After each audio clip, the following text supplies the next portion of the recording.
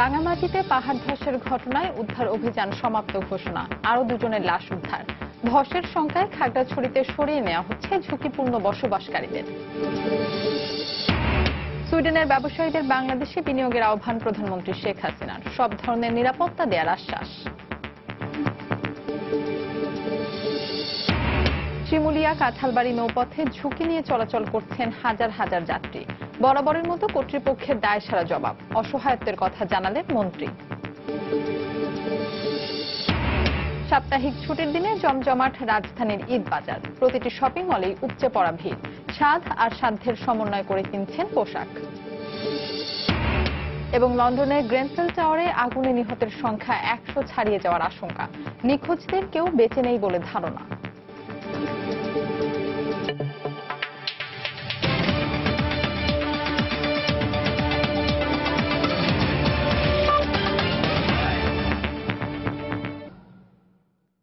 প্রবাসের সময়ের সঙ্গে আছে আমি ফাহমিদা মৌটুসী। রাঙামাটিতে পাহাড় ধসের ঘটনায় 4 দিন পর উদ্ধার অভিযান সমাপ্ত ঘোষণা করেছে জেলা প্রশাসন। বৃহস্পতিবার সন্ধ্যায় ব্রিফিংয়ে এ ঘোষণা দেন জেলা প্রশাসক। পাহাড় ধসের ঘটনায় শুক্রবার এক শিশুসহ দুজনের লাশ উদ্ধার করেছে ফায়ার সার্ভিস ও সেনাবাহিনীর যৌথ উদ্ধারকারী দল। এ নিয়ে মৃতের সংখ্যা দাঁড়ালো 144 জনে। সকাল থেকে আবারও প্রবল বৃষ্টি শুরু হয়, আতঙ্কগ্রস্ত হয়ে পড়েছেন পাহাড়ের বাসিন্দারা। প্রাণ বাঁচাতে ছুটছেন আশ্রয় কেন্দ্রে। এদিকে মানবিক বিপর্যয় নেমে এসেছে রাঙামাটি জেনারেল হাসপাতালে। ধারণ ক্ষমতার চেয়ে 3 গুণ বেশি আহত রোগী নিয়ে হিমশিম খেতে হচ্ছে চিকিৎসকদের। রাঙামাটি থেকে বিস্তারিত জানাচ্ছেন কমল দে। সেনাবাহিনী এবং ফায়ার সার্ভিসে টানা 4 দিনের উদ্ধার অভিযান শেষে শুক্রবার সন্ধ্যায় অভিযানের আনুষ্ঠানিক সমাপ্তি ঘোষণা করেন রাঙ্গামাটির জেলা প্রশাসক। দুর্যোগ মন্ত্রণালয়, ফায়ার সার্ভিস সহ প্রশাসনের ঊর্ধ্বতন কর্মকর্তাদের সাথে বৈঠক শেষে তিনি এই ঘোষণা দেন। তবে নিখোঁজদের কোনো তথ্য পাওয়া গেলে তাদের উদ্ধারের ব্যাপারে ব্যবস্থা নিতে ফায়ার সার্ভিসকে প্রস্তুত রাখা হবে বলে জানিয়েছেন তিনি। এর আগে শুক্রবার সকালে শুরু হওয়া অভিযানে শেষ পর্যন্ত 2 জনের লাশ উদ্ধার করে ফায়ার সার্ভিস ও সেনাবাহিনী। আমরা এই পর্যন্ত 110টি মৃতদেহ উদ্ধার করতে সক্ষম হয়েছি। 2-1টি মিসিং এর বিষয়ে এখনো এলোমেলো বিক্ষিপ্ত সংবাদ আছে। 2-1টি জায়গা আছে যেখানে অপারেশন চালানো খুব কঠিন, করা যাবে না হয়তো। আমরা আমাদের এই রেস্কিউ অপারেশন মোটামুটি সমাপ্ত ঘোষণা করছি। কল্পনারও বাইরে ছিল যে এই ধরনের কোনো স্লাইডিং হতে পারে, সেজন্য এখানে কোনো রিস্ক, কোনটি রেক্সপর্ন এরিয়া এই ধরনের তালিকা করার প্রশ্ন আসে না এবং সে কারণে এটি করাও হয় না। পাহাড় ধসের পর 2 দিন রৌদ্রোজ্জ্বল আবহাওয়া থাকলো। বৃহস্পতিবার বিকেল থেকে রাঙ্গামাটিতে পুনরায় প্রবল বর্ষণ শুরু হলে পাহাড় ধসের আতঙ্ক ছড়িয়ে পড়ে। আশ্রয় কেন্দ্রে ছেড়ে বসত বাড়িতে ফিরে যাওয়া সাধারণ মানুষ প্রাণ বাঁচাতে আবারও আশ্রয় কেন্দ্রে ফিরে আসে। বর্তমানে রাঙ্গামাটি সদরের 17টি আশ্রয় কেন্দ্রে 2,500-এর বেশি মানুষ আশ্রয় নিয়ে আছে। আমরা কোথায় যাব? আমাদের ঘর বাড়ি সবগুলো ভেঙে গেছে। আমরা এখন বর্তমানে এখানে পত্র নিচ্ছি। বৃষ্টিপাতের কারণে আপনার যে কোনো সময় আরো বড় ধরনের ক্ষতির আশঙ্কা করতেছে লোকজন। যথেষ্ট পরিমাণ খাদ্য সহায়তা, অর্থ সহায়তা, তারপরে ঘরবাড়ি বানানোর জন্য যে ম্যাটেরিয়াল, সবকিছু সরকার দেওয়ার জন্য প্রস্তুত। এদিকে দুর্ভোগের কমতি নেই রাঙ্গামাটি হাসপাতালেও। 50 বেডের এই শয্যার হাসপাতালে এখন পর্যন্ত 250-এর বেশি রোগী রয়েছে। বেডে স্থান না হয় অনেকে থাকছেন ফ্লোরের মধ্যে। রোগী যে টার্নওভার, রোগী যে অ্যাডমিটেড রোগী, তার চেয়ে প্রায় 3 থেকে 4 গুণ রোগী আমাদের হঠাৎ করে এসে পড়ছে। আমরা চেষ্টা করতেছি আমাদের সাধ্য অনুযায়ী চিকিৎসা সেবা চালিয়ে যাওয়ার জন্য। প্রবল বর্ষণ, পাহাড়ি ডল এবং পাহাড় ধস, এরপর পুরো রাঙ্গামাটি যেন এক বিধ্বস্ত নগরী। 2 চোখ যেদিকে যায় দেখা যায় তার ক্ষতচিহ্ন। তারপরও ঘুরে দাঁড়ানোর চেষ্টা করছে এখানকার বাসিন্দারা, কিন্তু তাদের বাগড়া দিচ্ছে প্রকৃতি। বারবার বৃষ্টি হানা দিচ্ছে এখানে, আর এর ফলে আতঙ্কগ্রস্ত পুরো রাঙ্গামাটি জনপদের সাধারণ মানুষ। রাঙ্গামাটির রাঙ্গাপানি থেকে কমল দে, সময় সংবাদ। এদিকে প্রবল বৃষ্টিতে খাগড়াছড়িতে ধসের আশঙ্কায় পাহাড়ের ঝুঁকি নিয়ে বসবাসকারীদের আশ্রয় কেন্দ্রে সরিয়ে নিতে শুরু করেছে প্রশাসন। বৃহস্পতিবার রাত থেকে টানা বৃষ্টির কারণে খাগড়াছড়ি সদর সহ বেশ কিছু এলাকায় পাহাড় ধসের আশঙ্কা করা হচ্ছে। এ কারণে স্থানীয় প্রশাসনের উদ্যোগে বিভিন্ন এলাকায় মাইকিং করা হয়। জেলা প্রশাসক জানান, সকালে পাহাড়ে ঝুঁকিপূর্ণভাবে বসবাসকারী 30টি পরিবারকে আশ্রয় কেন্দ্রে নেওয়া হয়। এছাড়া প্রশাসনের পক্ষ থেকে আশ্রয় কেন্দ্রে আগতদের খাবারের ব্যবস্থা করা সহ জনপ্রতি 500 টাকা করে আর্থিক সহায়তা দেওয়া হচ্ছে।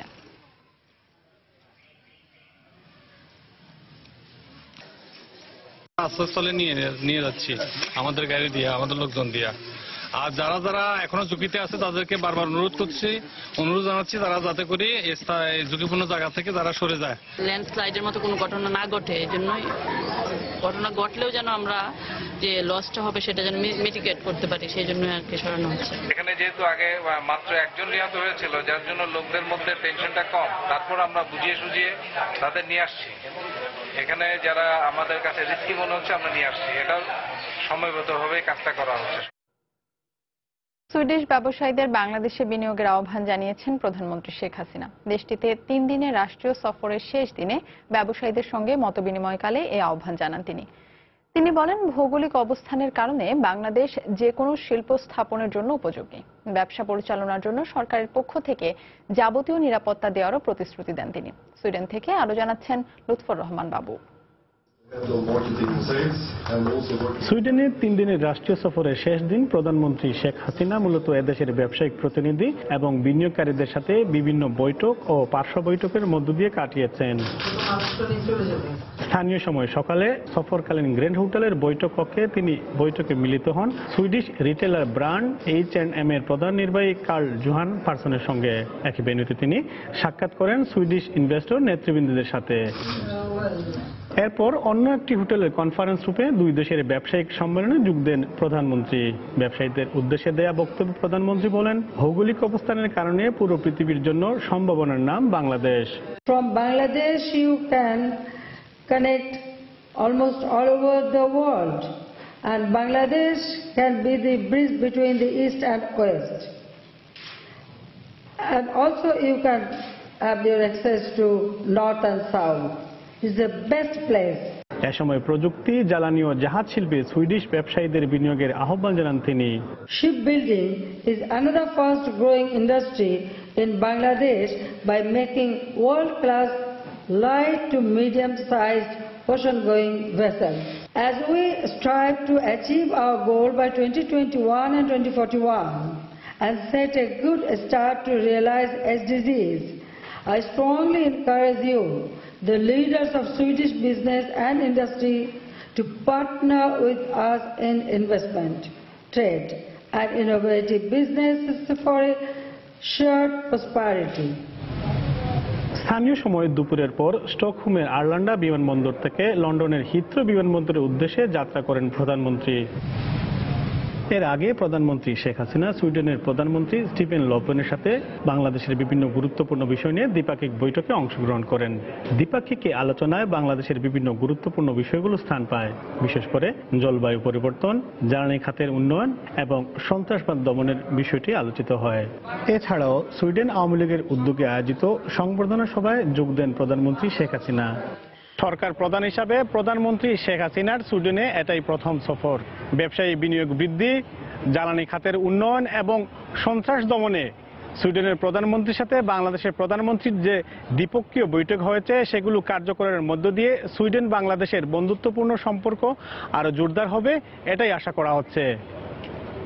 সুইডেনের স্টকহোম থেকে মোহাম্মদ লুৎফর রহমান বাবু, সময় সংবাদ। প্রবাসের সময় আরো থাকছে। চট্টগ্রামে ফুটপাত থেকে উচ্ছেদকে কেন্দ্র করে হকারদের সঙ্গে পুলিশের ব্যাপক সংঘর্ষ, 3 পুলিশ সদস্য আহত, আটক 8।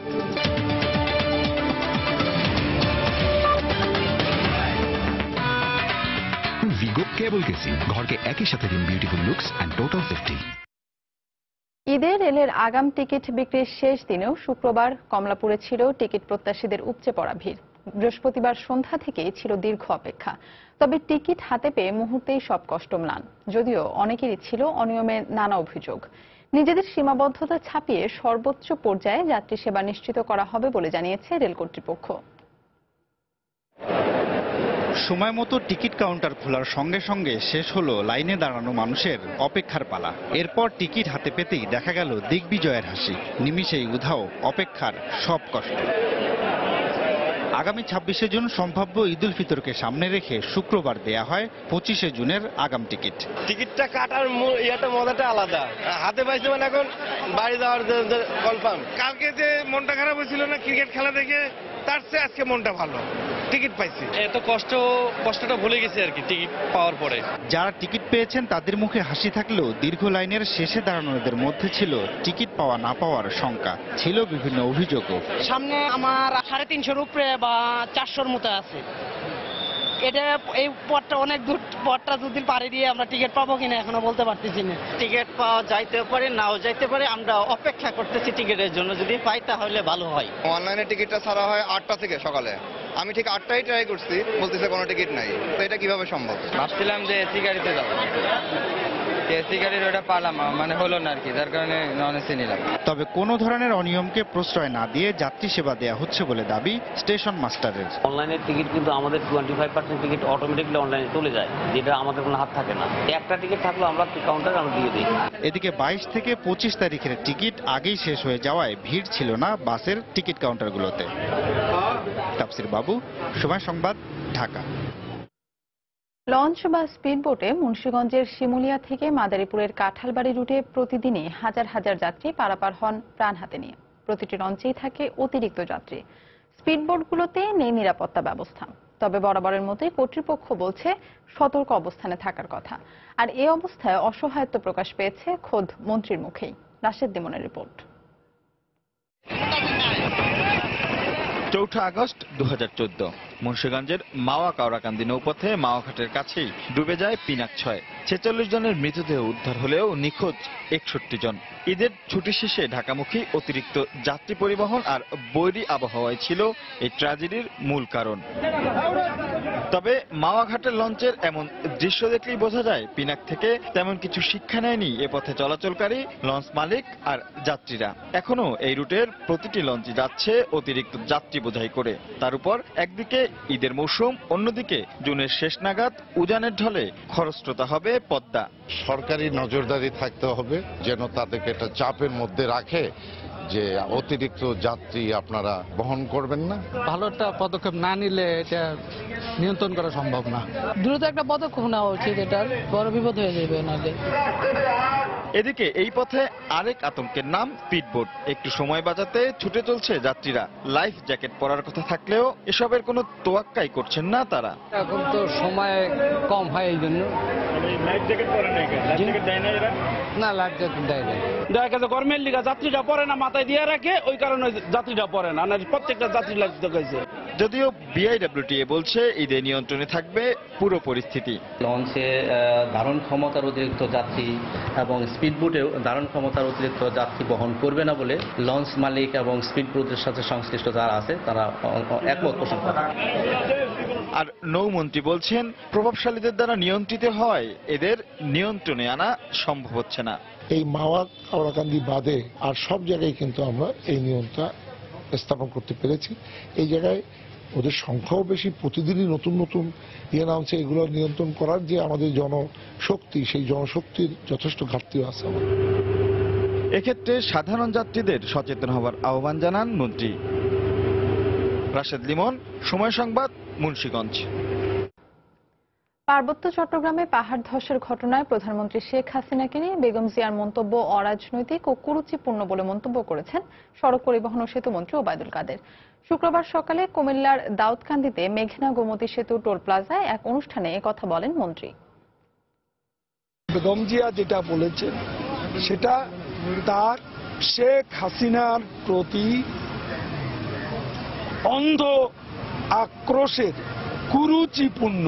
কাজে আমি বলতে চাই, যারা ঢাকায় বসে প্রেস ব্রিফিং করে মিথ্যাচার করে, দুঃখ দুর্দশা নিয়ে রাজনীতি করে, মায়া কান্না কাঁদে, তারা কিন্তু স্পটে যায় না। তারা দুঃখ দুর্দশা জনগণের পাশে দাঁড়ায় না। কেন বেগম জিয়া কেন যান? তিনি হাওড়াও যাননি, তিনি উপকূলও যাননি। বিএনপিকে আগামী নির্বাচনে অংশ নেওয়ার প্রধানমন্ত্রীর আহ্বানকে সাধুবাদ জানিয়ে দলটির মহাসচিব মির্জা ফখরুল ইসলাম আলমগীর বলেছেন, শেখ হাসিনার অধীনে একতরফা কোনো নির্বাচনে যাবে না বিএনপি। শুক্রবার সন্ধ্যায় রাজধানীর একটি হোটেলে এক ইফতার মাহফিলে একথা বলেন তিনি। বিএনপির পক্ষ থেকে শিগগিরই নির্বাচনকালীন সহায়ক সরকারের রূপরেখা দেয়া হবে বলে জানান তিনি। তিনি আমাদেরকে বলেছেন সুইডেনে গিয়ে যে বিএনপিকে তিনি এই আগামী নির্বাচনে অংশগ্রহণ করতে আহ্বান জানাচ্ছেন। খুব আনন্দের কথা, আপনার মুখ থেকে আমাদেরকে অংশগ্রহণ করার কথা বলা, এটা আগে কখনো শুনিনি, এবার শুনলাম। তাতে আমরা কিছুটা আনন্দিত হয়েছি এই জন্যে যে তাহলে আপনি বুঝতে পেরেছেন যে বিএনপি ছাড়া নির্বাচন হবে না। আমরা এখনো দেখতে পাচ্ছি যে এই সরকার ওই একদলীয় শাসন ব্যবস্থাই করতে চাচ্ছেন, একতরফা একটা নির্বাচনই করতে চাচ্ছেন, কিন্তু এবার একতরফা নির্বাচন হবে না। অবশ্যই নির্বাচনের সময় আপনাকে এমন একটা সরকার নিয়ে আসতে হবে যে সরকার নিরপেক্ষভাবে একটা নির্বাচন পরিচালনা করার জন্য নির্বাচন কমিশনকে সাহায্য করবে। চালের দাম নিম্নমুখী হতে বাধ্য আর ষড়যন্ত্রকারীরা এ বিষয়ে কোনোভাবেই সফল হতে পারবে না বলে মন্তব্য করেছেন খাদ্যমন্ত্রী অ্যাডভোকেট কামরুল ইসলাম। শুক্রবার সকালে জাতীয় প্রেস ক্লাবে এক আলোচনা সভায় তিনি অভিযোগ করে বলেন, বিএনপিপন্থী ব্যবসায়ীরা চালের দাম বাড়ার জন্য দায়ী। একই সভায় আওয়ামী লীগের প্রচার ও প্রকাশনা সম্পাদক ডক্টর হাসান মাহমুদ চাল আমদানির ওপর ট্যাক্স প্রত্যাহার করতে সরকারের প্রতি আহ্বান জানান। কিছু অসাধু ব্যবসায়ীরা, কিছু মজুতদারেরা, এই মিল মালিকেরা এবং বিএনপি ঘরানার এই ব্যবসায়ী সমাজ আজকে চালের বাজারকে আজকে এই ঊর্ধ্বগতির জন্য দায়ী। আজকে কোনো সংকটের কোনো প্রশ্নই ওঠে না। এই সংকট মোকাবেলা করার জন্য আমরা বিদেশ থেকে চাল আমদানি করছি, খুব বেশি সময় লাগবে না। চালের দাম ইনশাল্লাহ নিম্নমুখী হওয়া শুরু হয়েছে, নিম্নমুখী হতে বাধ্য। কোন রকম ষড়যন্ত্রকারীরা আমাদেরকে কোনোভাবেই পরাস্ত করতে পারবে না। বাজেটের এমন কোন অনাকাঙ্ক্ষিত ট্যাক্স আরোপের বিষয় যেগুলো আছে সেগুলো ইনশাল্লাহ আমি বিশ্বাস করি সবকিছুর সুরাহা মাননীয় প্রধানমন্ত্রী করবেন। আমি সরকারকে অনুরোধ জানাবো, এই চাল আমদানির উপর যে ট্যাক্স আছে সেই ট্যাক্সটি প্রত্যাহার করা হোক। সেই ট্যাক্সটি প্রত্যাহার করার ঘোষণা আসলেই চালের দাম অটোমেটিক্যালি অনেক কমে যাবে। বিএনপি নেতাদের বলবো, ঢাকায় বসে সংবাদ সম্মেলন না করে দুর্গত এলাকায় যান। তারা দুর্গত এলাকায় যাবে না, কারণ তারা হচ্ছে মানুষের দুর্ভোগ সৃষ্টি করার জন্য রাজনীতি করে। প্রবাসী সময় আরো থাকছে। চ্যাম্পিয়ন্স ট্রফির সেমিফাইনালে ওঠা বাংলাদেশের ক্রিকেটের সেরা অর্জন বললেন কোচ হাথুরু সিংহে। সন্তুষ্ট নন ভারতের বিপক্ষে পারফরমেন্সে।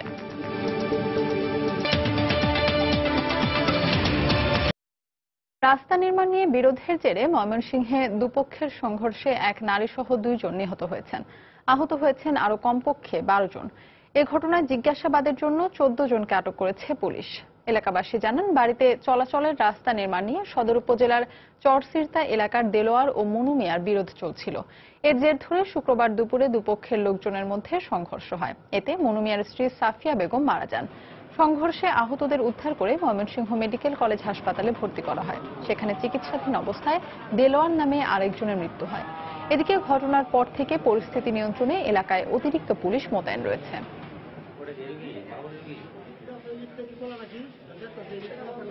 রাস্তা লয়ে মারামারি হয়েছে। আমার মারা গেছে, এটা আমার শালি আর 4-5 জন মেডিকেলে ভর্তি হয়েছিল। 8 থেকে 10 জনের মতো। এর মধ্যে একজনের অবস্থা ছিল সংকটাপূর্ণ। পরে খবর নিয়ে জানা গেল যে তাদের মধ্যে থেকে একজন এই মারা গেছেন, আর বাকি 7 জন ভর্তি ছিল। 8 জন, একজন বাদে বাকি 7 জন চিকিৎসা পাচ্ছেন। এক তরুণীর দায়ের করা নারী ও শিশু নির্যাতন দমন আইনের মামলায় চলচ্চিত্র অভিনেতা তানভীর তনুকে গ্রেফতার করেছে পুলিশ। শুক্রবার সকালে রূপনগর থানায় এই মামলাটি দায়ের করা হয়। শনিবার রাতে তানভীর তনুকে তার রূপনগরের বাসা থেকে গ্রেফতার করা হয়। গ্রেফতারের বিষয়টি স্বীকার করে রূপনগর থানার ভারপ্রাপ্ত কর্মকর্তা শহীদুল আলম জানান, প্রাথমিকভাবে ঘটনার সত্যতা পাবার পরেই তনুকে গ্রেফতার করা হয়েছে। মামলার এজাহারে তরুণীকে ধর্ষণের কথা উল্লেখ আছে। তনুকে শনিবার আদালতে হাজির করে রিমান্ড চাওয়া হবে।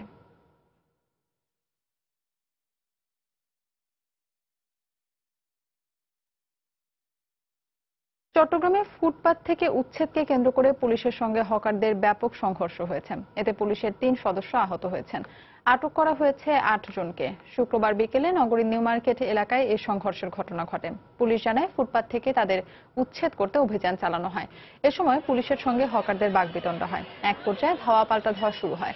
পুলিশকে লক্ষ্য করে ইটপাটকেল নিক্ষেপ করলে 3 সদস্য আহত হন। হকারদের দাবি, সিটি মেয়র আজম নাসিরের সঙ্গে বৈঠকে ঈদ পর্যন্ত ফুটপাতে ব্যবসা চালিয়ে যাওয়ার সিদ্ধান্ত হলেও আজ হঠাৎ করে উচ্ছেদ অভিযান চালায় পুলিশ।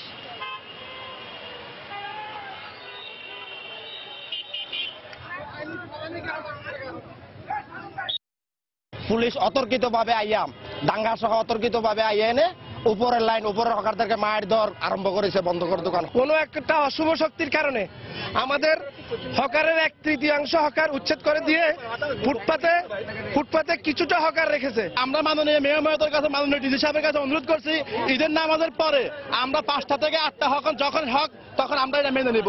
এই 10টা দিন আল্লাহর রাস্তা আমাদের পবিত্র মায়ের রমজানের ফলকে আমাদেরকে সুযোগ দেন। এবার প্রবাসের খবর।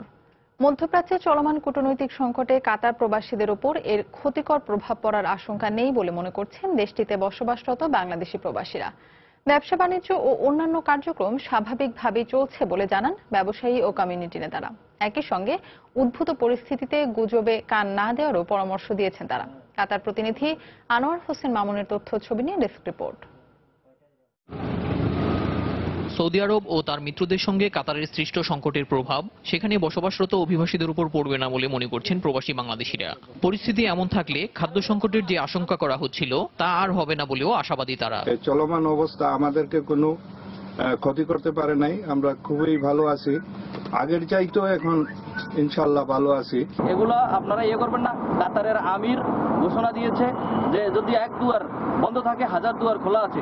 কাতারে খাদ্য নিয়ে অনেক সংকট চলছে, এটা পুরা মিথ্যা কথা। কারণ আমি নিজে আলমিরা এবং বিভিন্ন লুলু এবং বিভিন্ন মার্কেটে দেখেছি যে প্রাইস সেম আগের মতোই আছে, খাদ্য কোনো সংকট নেই। কাতারের সার্বিক পরিস্থিতি প্রবাসী ব্যবসায়ীদের উপর কোন রকম ক্ষতিকর প্রভাব ফেলবে না বলে মনে করছেন সেখানে বসবাসরত বাংলাদেশি ব্যবসায়ীরা। একজন ব্যবসায়ী হিসেবে বলবো, কাতারের সার্বিক পরিস্থিতি খুবই ভালো, এখানে ব্যবসার উপরে কোনো রকম প্রভাব পড়ে না এবং আমরা যে ব্যবসায়ীরা আছে একে অপরের সাথে যোগাযোগ রক্ষা করে চলছি। চলমান পরিস্থিতিতে প্রবাসীদের আতঙ্কিত না হওয়ার পরামর্শ দিয়েছেন কমিউনিটি নেতারা। প্রতিদিনই ইফতার, দোয়া মাহফিল সহ সামাজিক ও ধর্মীয় বিভিন্ন অনুষ্ঠানে একত্রিত হচ্ছেন কমিউনিটির সদস্যরা। বাংলাদেশে আমরা যারা আছি আমাদের কোন রকম এ ব্যাপারে কোনো প্রভাব পড়বে বলে মনে হয় না। এরকম আগেও ছিল, কিছুই হয়নি। আর এই বর্তমান যে প্রক্রিয়া চলতেছে এটা হয়তো ইমিডিয়েট 2-1 দিনের মধ্যে মীমাংসা হয়ে যেতে পারে। সন্ত্রাসবাদে মদদ দেওয়ার অভিযোগে গত 5ই জুন কাতারের সঙ্গে সৌদি আরব ও তার মিত্ররা কূটনৈতিক সম্পর্ক ছিন্ন করে। এর পরপরই 3,80,000 বাংলাদেশি প্রবাসী সহ অন্যান্য অভিবাসীদের মধ্যে আতঙ্ক ছড়িয়ে পড়ে। সময় সংবাদ, কাতার। আসবাবপত্র শিল্পের শ্রম সংকট সমাধানে বাংলাদেশ থেকে কর্মী নেওয়া অব্যাহত রাখতে মালয়েশিয়া সরকারের প্রতি আহ্বান জানিয়েছে সে দেশের মুয়ার ফার্নিচার অ্যাসোসিয়েশন সহ 9টি সংস্থা। তাদের এই আহ্বানে সাড়া দিয়ে বৃহস্পতিবার মালয়েশিয়ার প্রধানমন্ত্রীর দপ্তর বিষয়ক মন্ত্রী দাতুক সেরি ডক্টর উইকা সিয়ং আসবাবপত্র শিল্পের শ্রমিক সংকট সমাধানে কার্যকরী পদক্ষেপ নেওয়ার আশ্বাস দেন। বিষয়টি মালয়েশিয়ার ডেপুটি প্রধানমন্ত্রীর কাছে উত্থাপন করা হয়েছে বলেও জানান তিনি। এ সময় তিনি বলেন, বাংলাদেশ থেকে শ্রমিক নেওয়া কেন অধিক বাস্তবসম্মত তা খতিয়ে দেখছে সংশ্লিষ্ট কর্তৃপক্ষ। Economic fundamentals and decidedly business-friendly policies overall substantial performances. উগ্রবাদ, সহিংসতা ও সন্ত্রাসবাদ মোকাবিলায় প্রথমবারের মতো একটি নতুন বিভাগ প্রতিষ্ঠা করেছে জাতিসংঘ। উগ্রবাদ ও সহিংসতাকে বিশ্ব শান্তি, অগ্রগতি এবং টেকসই উন্নয়নের পথে অন্তরায় উল্লেখ করে জাতিসংঘের মহাসচিব আন্তোনিও গুতেরেস বলেছেন, নতুন এ বিভাগ সন্ত্রাসবাদ মোকাবিলায় সদস্য রাষ্ট্রগুলোর সক্ষমতা বৃদ্ধি সহ বিভিন্ন পদক্ষেপ গ্রহণ ও বাস্তবায়নের দিক নির্দেশনা সহ নিয়ামক শক্তি হিসেবে কাজ করবে। জাতিসংঘ সদর দপ্তরে নিয়মিত সংবাদ সম্মেলনে কথা জানিয়েছেন সংস্থার মহাসচিবের মুখপাত্র স্টিফেন ডুজারিক। এ সময় বাংলাদেশে পাহাড় ধসে প্রায় 150 জনের প্রাণহানির ঘটনায় মহাসচিব আন্তোনিও গুতেরেস সমবেদনা প্রকাশ করে বলেও জানান তিনি।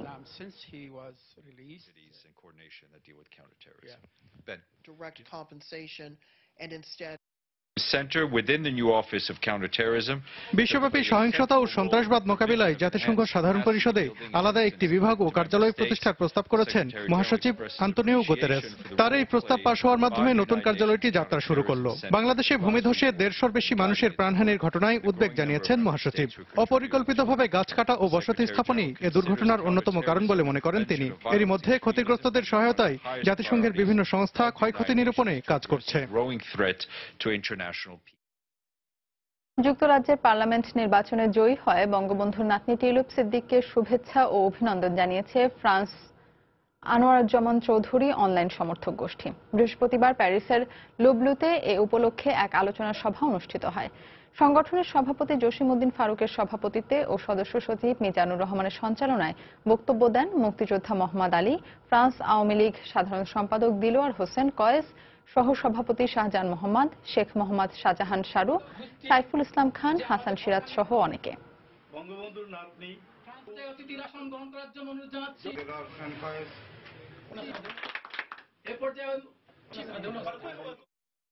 রমজান উপলক্ষে দোয়া মাহফিল ও ইফতারের আয়োজন করা হয়েছে বিভিন্ন দেশে। এ সময় দেশ, জাতি ও মুসলিম উম্মার সুখ শান্তি ও চট্টগ্রামে পাহাড় ধসে নিহতদের মাগফিরাত কামনা করে বিশেষ দোয়া মোনাজাত করা হয়। কাতারে ফেঞ্চুগঞ্জ কল্যাণ সমিতির আয়োজনে দোয়া ও ইফতার মাহফিল অনুষ্ঠিত হয়েছে। এ সময় বক্তারা প্রবাসীদের ঐক্যবদ্ধভাবে দেশের উন্নয়নে কাজ করার আহ্বান জানান।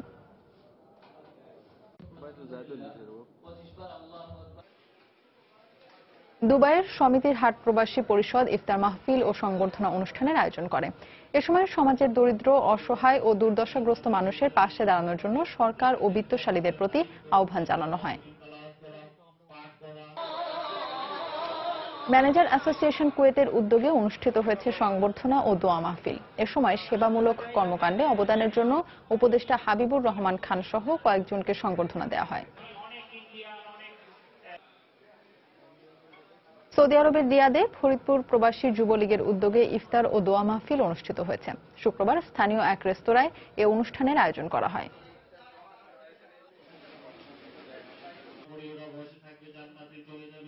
নিউ ইয়র্ক ইউথ সোসাইটির উদ্যোগে জ্যাকসন হাইটসের এক সেন্টারে ইফতার ও দোয়া মাহফিল অনুষ্ঠিত হয়েছে। সুবিধাবঞ্চিত শিশুদের মাঝে ঈদের পোশাক বিতরণ করেছে পথ শিশুদের ছায়াতল নামের একটি সংগঠন। শুক্রবার বিকেলে রাজধানীর শ্যামলী পার্ক মাঠে 2 শতাধিক পথ শিশুকে নিয়ে এ আয়োজন করা হয়। এতে অংশ নিয়ে পথ শিশুদের মুখে হাসি ফোটাতে সমাজের বিত্তবানদের এগিয়ে আসার আহ্বান জানিয়েছেন কথা সাহিত্যিক সেলিনা হোসেন। নানা আলপনায় মেহেদি দিয়ে হাত রাঙাচ্ছে ওরা। আর কদিন পরেই পবিত্র ঈদুল ফিতর, তাই আনন্দ উল্লাস ছুঁয়ে গেছে এসব পথ শিশুর মাঝে। একটু পরেই নতুন জামা পেয়ে উচ্ছ্বাস বেড়ে গেল আরো বহুগুণ, সেই সঙ্গে ঈদ সালামি। আমি নতুন জামা পেয়েছে, ভালো লাগে। নতুন জামা কাপড় পিনতে ঘুরতে যাই, অনেক খুশি। হাতে মেহেন্দি দিই, ঘুরতে যাই, মজা করি। সমাজের অন্য 10টা শিশুর মতোই সুবিধাবঞ্চিত এসব শিশুর জীবনেও রয়েছে ঈদে জামা পাওয়া না পাওয়ার আনন্দ বেদনা। আমার ঈদের জামা না থাকলে মন খারাপ। আমি দিন বেড়াই আর জামা পরি, আমার জামা না থাকতে ঈদ করতে পারি না। শুক্রবার রাজধানীর শ্যামলী পার্ক মাঠে ছিন্নমূলে শিশুদের মাঝে ঈদ জামা বিতরণ সহ নানা আয়োজন করে পথ শিশুদের ছায়াতল নামের একটি সংগঠন। এই সকল শিশু ভিক্ষাবৃত্তি করে রাস্তায় ঘুরে। আমরা চাই সমাজের সকল শ্রেণী-পেশার মানুষের সহায়তা, যার কারণে এদেরকে আমরা স্বনির্ভর করার জন্য চেষ্টা করব। এই আয়োজনের সঙ্গে যোগ দিয়ে কথা সাহিত্যিক সেলিনা হোসেন বলেন, পথ শিশুদের মাঝে ঈদ আনন্দ ছড়িয়ে দিতে এগিয়ে আসতে হবে সমাজের বিত্তবানদের। এই সব পথ শিশুরা পথে থাকবে কেন? তাহলে তার মানবিক অধিকারকে অস্বীকার করা হয়। এদেরকে আশ্রয় দিতে হবে, শিক্ষা দিতে হবে, স্বাস্থ্য দিতে হবে, সব দিতে হবে। সবকিছু নিয়ে ওরা বড় হবে, মানুষ হবে। ওদের চেহারা আমার কাছে একটা অনাবিল আনন্দের জায়গা। এই আনন্দের জায়গায় তোমরা সবাই ভালো থাকো। এমনি ভাবে মমতার হাত প্রসারিত করলে আরো অনেক শিশুর মুখেই ফুটতে পারে এমন অনাবিল হাসি। বেলায়েত হোসাইন, সময় সংবাদ, ঢাকা।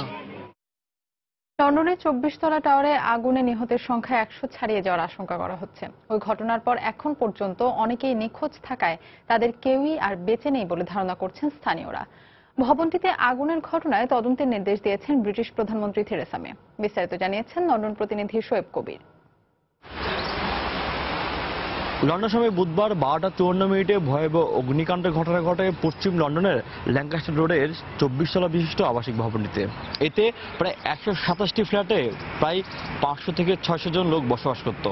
এখন পর্যন্ত হতাহত সংখ্যা কত তা নির্ণয় করা যায়নি, তবে সময়ের সাথে কিন্তু পাল্লা দিয়ে বাড়ছে কিন্তু লাশের সংখ্যা। এখন পর্যন্ত পুরো এলাকাটি পুলিশ ঘিরে রেখেছে এবং স্বজনদের যারা মারা গেছেন তাদের আত্মীয় স্বজনদের কিন্তু এখনো পর্যন্ত সে ঘটনাস্থলে যেতে দিচ্ছেন না এবং তাদের মধ্যে একজন আহাজারি কাজ করছে যে তাদের মৃতদেহটুকু অন্তত তারা যাতে শনাক্ত করতে পারেন। বুধবারের দুর্ঘটনার পর থেকে আমার বান্ধবী নিখোঁজ। তার কোনো খোঁজ না পাওয়ায় আমরা অত্যন্ত চিন্তিত। আমি শুধু ওকে ফিরে পেতে চাই। লন্ডনের গ্রেনফিল্ড টাওয়ারে মিশরীয় ও সোমালীয় 2টি পরিবার থাকতো। তাদের কেউ খুঁজে পাওয়া যাচ্ছে না। আমি মনে করি কর্তৃপক্ষের যথাযথ দিক নির্দেশনার অভাব এবং দমকল বাহিনীর অবহেলার কারণেই এত মানুষ প্রাণ হারিয়েছে। যে কোনো পরিস্থিতি মোকাবেলা করার জন্য কিন্তু এখানে বেশ কিছু ফায়ার সার্ভিসের গাড়ি মোতায়েন করা হয়েছে এবং লন্ডনের দমকলের সহকারী কমিশনার স্টিভ অ্যাপ্টার বলেছেন যে পুরো ভবনটিতে কিন্তু এখন তল্লাশি সম্পন্ন হয়ে গেছে এবং ভবনটি পরীক্ষা করা হচ্ছে এবং সেটি ভেঙে পড়ার কোনো ঝুঁকি নেই বলে জানিয়েছেন লন্ডনের ফায়ার ব্রিগেড কর্মকর্তারা। ভবনটি বেশ ঝুঁকিপূর্ণ, তাই দমকল কর্মীদের ভেতরে ঢুকতে কিছুটা সময় লেগেছে। তারা কোনো ফ্ল্যাট বা রুম চিহ্নিত করতে পারছে না। ভেতরে সবই পুড়ে ছাই হয়ে গেছে। বিভিন্ন প্রতিবন্ধকতার মধ্যে আমাদের কাজ করতে হচ্ছে। দুর্ঘটনা পরবর্তী কাজ আমাদের জন্য অনেক বড় চ্যালেঞ্জ হয়ে দেখা দিয়েছে। ইতিমধ্যেই ব্রিটিশ প্রধানমন্ত্রী থেরেসা মে কিন্তু ঘটনাস্থল পরিদর্শন করেছেন এবং তিনি কিন্তু এই পুরো ঘটনার জন্য কিন্তু তদন্ত কমিটি এবং বিশেষভাবে তদন্ত নির্দেশ দিয়েছেন। হৃদয় বিদারক এই দুর্ঘটনায় হতাহতের নির্দিষ্ট সংখ্যা সম্পর্কে নিশ্চিত করতে কয়েক সপ্তাহ লেগে যেতে পারে। প্রায় 40 জন বিভিন্ন হাসপাতালে চিকিৎসা নিচ্ছেন। তাদের মধ্যে 17 জনের অবস্থা আশঙ্কাজনক। এরই মধ্যে সব দিক বিবেচনায় রেখে আমরা ঘটনার তদন্ত শুরু করেছি। বিভিন্ন তদন্ত সংস্থা ও নিরাপত্তা বাহিনীর সমন্বয়ে এ কাজ এগিয়ে নেওয়া হবে। আগুন নিয়ন্ত্রণে কেন এত বেশি সময় লাগলো সে বিষয়টিও খতিয়ে দেখা হচ্ছে। আমাদের দমকল বাহিনী ও নিরাপত্তায় নিয়োজিত লোকজন অনেক সাহসিকতার সঙ্গে কাজ করছে। তাছাড়া সাধারণ লোকজনও সবাই দুর্ঘটনা কবলিতদের পরিবারের পাশে এসে দাঁড়িয়েছে। এই দুর্ঘটনার পর লন্ডনবাসী যেভাবে ধৈর্যের সঙ্গে পুরো বিষয়টি সামাল দিয়েছেন তাতে আমি গর্বিত। পুরো ভবনটিতে আগুন নিভাতে কেন দমকল বাহিনীরা হিমশিম খেয়েছে সেটি এখন প্রশ্নবিদ্ধ। পশ্চিম লন্ডনের ল্যাঙ্কাস্টার রোড থেকে শোয়েব কবির, সময় সংবাদ। লন্ডনের গ্রেনফেল টাওয়ারের ভয়াবহ আগুনের ঘটনায় মৌলভীবাজারের একই পরিবারের 5 সদস্য নিখোঁজ রয়েছেন। এখনো পর্যন্ত তাদের কোনো খবর না পাওয়ায় ধারণা করা হচ্ছে তারা সবাই মারা গেছেন। পরিবারের বড় ছেলে আব্দুল হাকিম সেদিন বাড়িতে না থাকায় ভাগ্যক্রমে বেঁচে যান। এখন তার আশা একটাই, পরিবারের সবাইকে ফিরে পাওয়া। বিস্তারিত লন্ডন প্রতিনিধি শোয়েব কবিরের আরো একটি রিপোর্টে। আমার আম্মা নমাজ আসলা, আমি কইছি যে ফয়লা তাইন শুনছুন না, বাদ আরবার আমি কইছি আম্মা আপনি শুনলাই নানি, আমি যে যাইরাম গি তো ফাঁক দিয়া বাদ কইছেন আচ্ছা ঠিক আছে ফুত, আল্লাহ আল্লাহ তুমি যাও।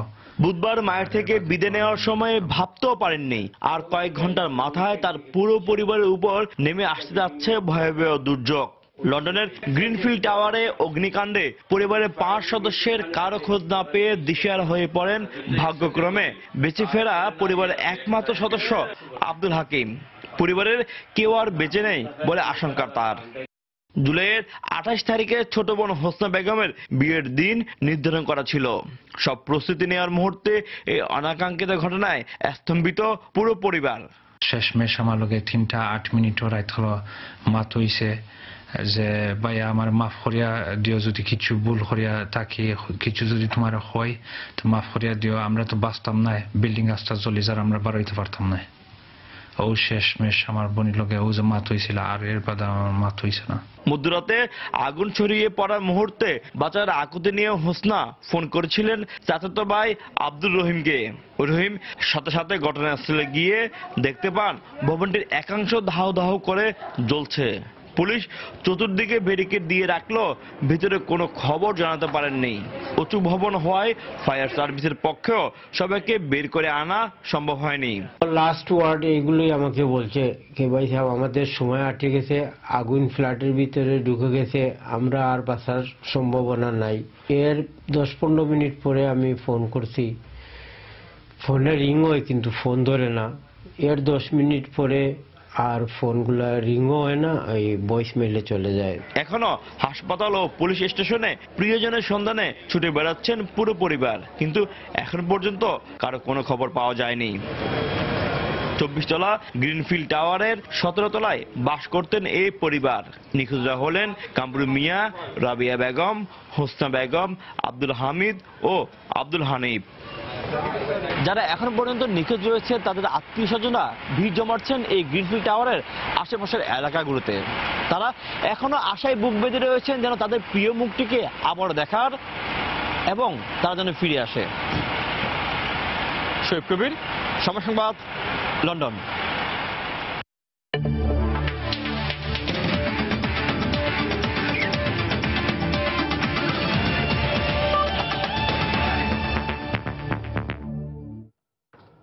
খেলার খবর, ক্রিকেট প্রসঙ্গ। চ্যাম্পিয়ন্স ট্রফিতে অস্ট্রেলিয়া, ইংল্যান্ড ও নিউজিল্যান্ডের সঙ্গে একই গ্রুপে থেকেও সেমিফাইনালে উঠতে পারাটা বড় প্রাপ্তি, এমনটাই মন্তব্য করেছেন বাংলাদেশ জাতীয় ক্রিকেট দলের কোচ চান্ডিকা হাথুরুসিংহে। তবে সেমিফাইনালে ভারতের বিপক্ষে মাশরাফিদের পারফরমেন্সে কিছুটা হতাশ তিনি। যদিও দুটি টেস্ট খেলতে অস্ট্রেলিয়া দলের বিপক্ষে টাইগারদের স্কোয়াড নিয়ে মুখ খোলেননি হাথুরু। বার্মিংহাম থেকে সুমন সরকারের ক্যামেরায় সাজিদ মুস্তাহিদের রিপোর্ট। দীর্ঘ 1.5 মাসের সফরের সমাপ্তি, সবার চোখে মুখে ক্লান্তির রেখা, ক্লান্তির সঙ্গে হতাশাও ফুটে উঠেছে স্পষ্টভাবে। একটু আগে ফাইনাল খেলতে ভারত ধরেছে লন্ডনের পথ, আর টাইগাররা ফিরছে দেশে। নিউজিল্যান্ডের বিপক্ষে অসাধ্য সাধন করে সেমি নিশ্চিতের পর টাইগারদের ঘিরে প্রত্যাশাও বেড়ে গিয়েছিল অনেক, কিন্তু বড় মঞ্চে ভারতের বিপক্ষে যেন জুজুর ভয় পেয়ে বসে বাংলাদেশকে। যদিও প্রতিপক্ষকে প্রাপ্য মর্যাদাটুকু দিচ্ছেন টাইগার কোচ চন্ডিকা হাথুরু সিংহে, সঙ্গে আছে প্রত্যাশা মতো পারফর্ম করতে না পারার আক্ষেপও। Semifinal performance disappointed. দেখুন, যে গ্রুপে ছিলাম আমরা, সেখান থেকে সেমিফাইনাল নিশ্চিত করা স্পষ্টভাবেই কঠিন ছিল, তবে সেটা আমরা করতে পেরেছি। এটা বাংলাদেশের ক্রিকেটের জন্যই বড় প্রাপ্তি। কিন্তু যদি নির্দিষ্ট করে ভারতের বিপক্ষে সেমির ম্যাচ কথা বলেন, আমি বলবো সেরা দলটির বিপক্ষে হারলেও আমি কিছুটা আশাহত হয়েছি। চ্যাম্পিয়ন্স ট্রফিতে দলের সিনিয়র ক্রিকেটারদের পারফরমেন্স নিয়ে কোচ তৃপ্ত হলেও নতুনদের পারফরমেন্সে সন্তুষ্ট নন। তবে এটাই যে বাংলাদেশের সেরা দল তা জানাতে ভোলেননি চন্ডিকা। আসর জুড়ে তামিমের ব্যাটিং ছিল দারুণ। মুশফিক, সাকিব, মাহমুদুল্লাহরাও ভালো করেছে, তবে সাব্বির সৌম্যদের কাছে আমার প্রত্যাশা আরো বেশি ছিল। বোলাররাও ধারাবাহিক ছিল না, তবুও এটাই এখনকার সময়ে বাংলাদেশের সেরা দল। দীর্ঘ সফর শেষ, এখন বাড়ি ফেরার পালা। তবে ছুটিটা বেশি দিনের নয়, কারণ কদিন পরই দুটি টেস্ট খেলতে বাংলাদেশ সফরে যাবে অস্ট্রেলিয়া। চ্যাম্পিয়ন্স ট্রফির ফাইনালে খেলার স্বপ্ন হয়তো পূরণ হয়নি, কিন্তু বাংলাদেশ নিজেদের ক্রিকেট ইতিহাসের সবচেয়ে সফল টুর্নামেন্ট শেষ করলো। এই টুর্নামেন্ট থেকে পাওয়া অভিজ্ঞতা নিঃসন্দেহে কাজে আসবে 2019 বিশ্বকাপে। বার্মিংহাম থেকে সাজিদ মুস্তাহিদ, সময় সংবাদ, ইংল্যান্ড। এদিকে অস্ট্রেলিয়ার বিপক্ষে আসন্ন টেস্ট সিরিজে দলে খুব বেশি পরিবর্তন আসবে না বলে জানিয়েছেন বিসিবির প্রধান নির্বাচক মিনহাজুল আবেদিন নানু। একাদশ নির্বাচনে অভিজ্ঞ খেলোয়াড়দের প্রাধান্য দেওয়া হবে বলেও জানান তিনি। এছাড়া চ্যাম্পিয়ন্স ট্রফিতে বাংলাদেশ দলের পারফরমেন্সে দারুণ সন্তুষ্ট তিনি। খুব একটা টিম যে আপনার চেঞ্জ হবে বা কিছু হবে এগুলি তো আপনাকে এখন কিছু বলা যাবে না, কারণ প্লেয়ারদের ফিটনেসের ব্যাপার আছে, তারপরে খুব একটা পরিবর্তনের কোনো সুযোগ নেই, কারণ এক্সপিরিয়েন্স প্লেয়ারদের সাথে এই এক্সপিরিয়েন্সটা কোনো কম্প্রোমাইজ হয় না, এটা সবসময় থাকে। ইংল্যান্ডে দেখবেন আমাদের এক্সপিরিয়েন্স সব প্লেয়ারই ভালো খেলেছে, এবং টেস্ট ক্রিকেটে এক্সপিরিয়েন্স প্লেয়ার যথেষ্ট দরকার। সেমিফাইনাল খেলা যে কোনো লেভেলের ক্রিকেটে, বিশেষ করে চ্যাম্পিয়ন্স ট্রফিতে, বেস্ট টুর্নামেন্ট ওয়ার্ল্ড কাপে, এখানে সেমিফাইনাল খেলা আমাদের জন্য অনেক বড় জিনিস, এবং আমি মনে করি এই সেমিফাইনাল খেলার সাহসটা আগামীতে ভালো খেলার জন্য অনেকটা সাহস যোগাবে, এবং ওভারঅল টিমের পারফরমেন্সও আমরা স্যাটিসফাই। এ পর্যায়ে শীর্ষ সংবাদগুলো জানিয়ে দিচ্ছি আরেকবার। রাঙামাটিতে পাহাড় ধসের ঘটনায় উদ্ধার অভিযান সমাপ্ত ঘোষণা, আরো দুজনের লাশ উদ্ধার। ধসের শঙ্কায় খাগড়াছড়িতে সরিয়ে নেওয়া হচ্ছে ঝুঁকিপূর্ণ বসবাসকারীদের। সুইডেনের ব্যবসায়ীদের বাংলাদেশে বিনিয়োগের আহ্বান প্রধানমন্ত্রী শেখ হাসিনার, সব ধরনের নিরাপত্তা দেওয়ার আশ্বাস। শিমুলিয়া কাঁঠালবাড়ি নৌপথে ঝুঁকি নিয়ে চলাচল করছেন হাজার হাজার যাত্রী।